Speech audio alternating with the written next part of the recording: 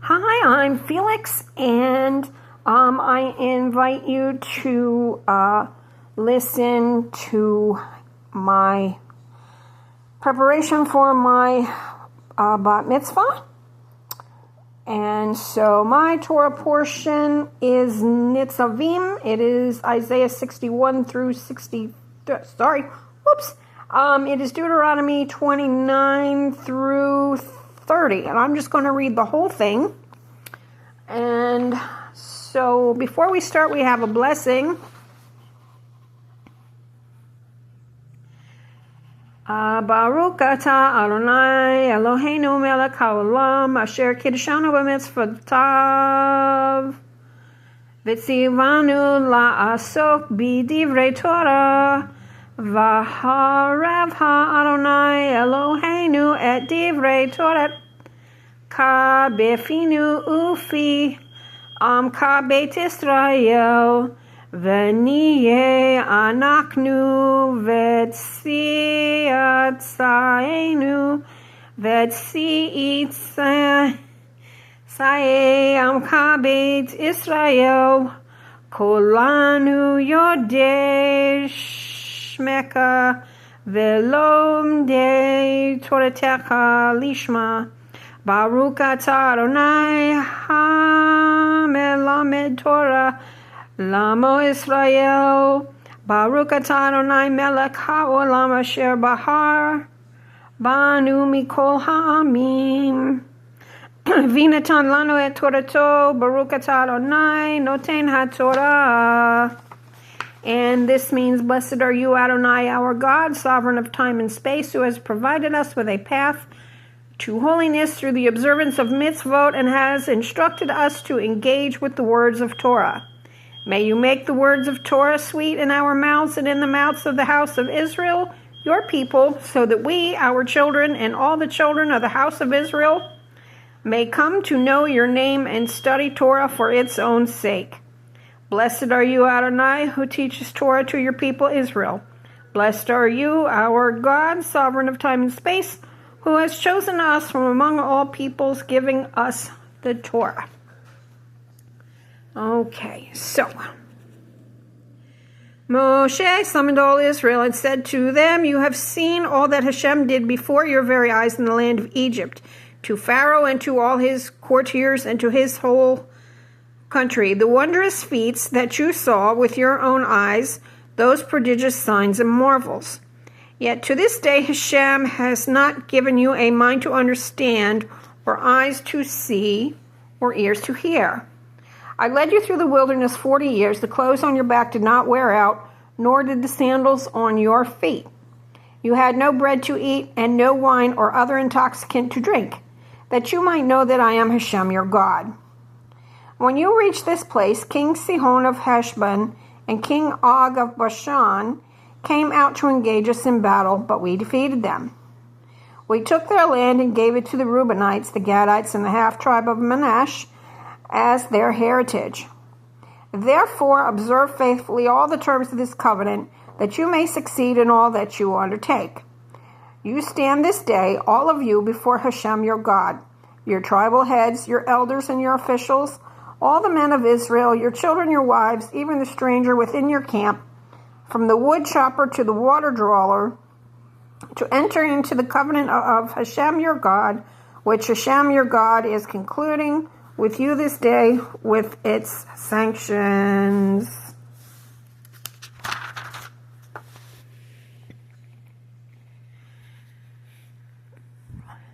To the end that he may establish you this day as his people and be your God, he promised you, and as he swore to your fathers Abraham, Isaac, and Jacob. I make this covenant with its sanctions, not with you alone, but with those who are standing here with us this day before Hashem our God, and with those who are not with us here this day. Well, you know that we dwell in the land of Egypt, and that we pass through the midst of various other nations through which you passed, and that you have seen the detestable things and the fetishes of wood and stone, silver and gold that they keep. Perchance there is among you some man or woman or some clan or tribe whose heart is even now turning away from Hashem our God to go and worship the gods of those nations. Perchance there is among you a stock sprouting poison weed and wormwood. When such a one hears the words of these sanctions, he may fancy himself immune, thinking, I shall be safe, though I follow my own willful heart, to the utter ruin of moist and dry alike. Hashem will never forgive him. Rather will Hashem's anger and passion rage against that man until every sanction recorded in this book comes down upon him, and Hashem blots out his name from under heaven.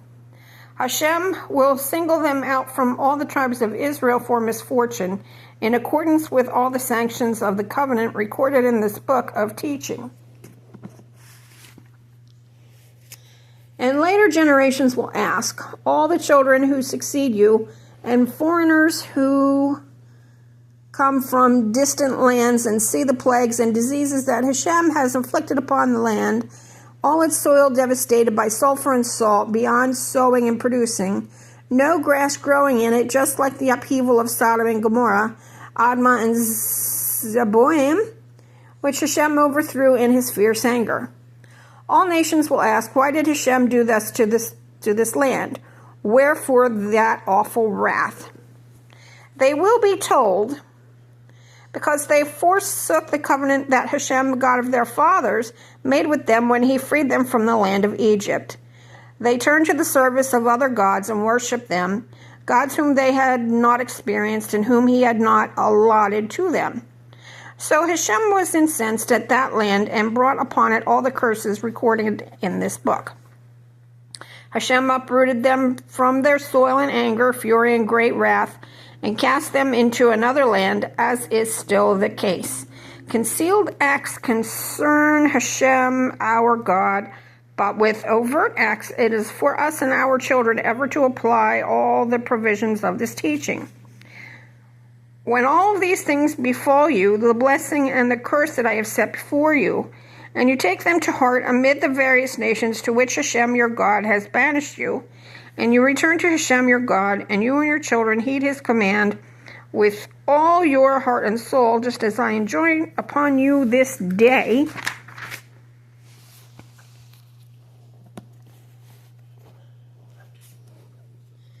then Hashem your God will restore your fortunes and take you back in love. He will bring you together again from all the prophets from all the peoples where Hashem your God has scattered you. Even if your outcasts are at the ends of the world, from there Hashem your God will gather you. From there he will fetch you. And Hashem your God will bring you to the land that your fathers possessed, and that you shall possess it, and he will make you more prosperous and more numerous than your fathers.